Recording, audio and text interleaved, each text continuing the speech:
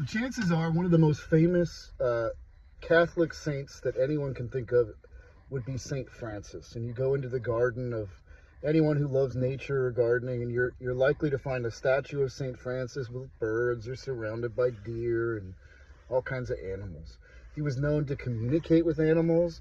There's stories of him taming a wolf and befriending a rabbit, and there's a lot more. He even wanted to have churches include animals in the congregation, essentially.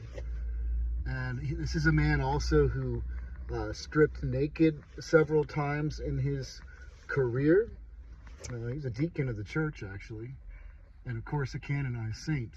And I believe that in 2025 he'd be run out of town and mocked. You know, the church would send him in and be like, "Did you talk to animals? Oh, you talk to animals, do you? Yeah. Oh, yeah, you danced naked. Yeah, get this man out of here. He's besmirching our beautiful church." And yet, the world over, pagans even love this particular saint.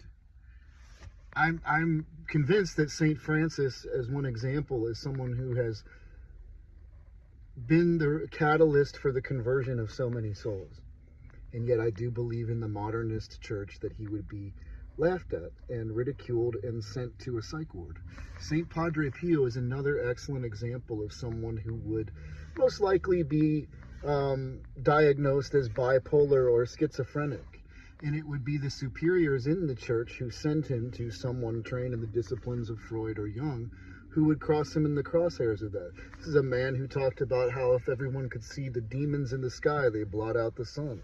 Or he would go out on the porch patio and look down, and the crowd was demonic, torturing him or attempting to.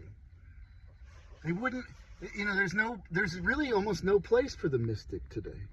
Everything has to be rational, and the whole church has been almost overly consumed by rationalism and modernism.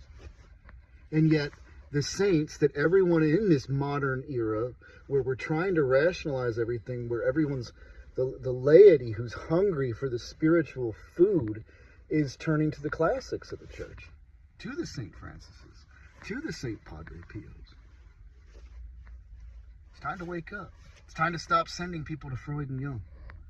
By the way, both Jung, a confirmed Freemason, and Freud, owned by the Brotherhood and presumed to have probably been one. God bless you all in Jesus' name.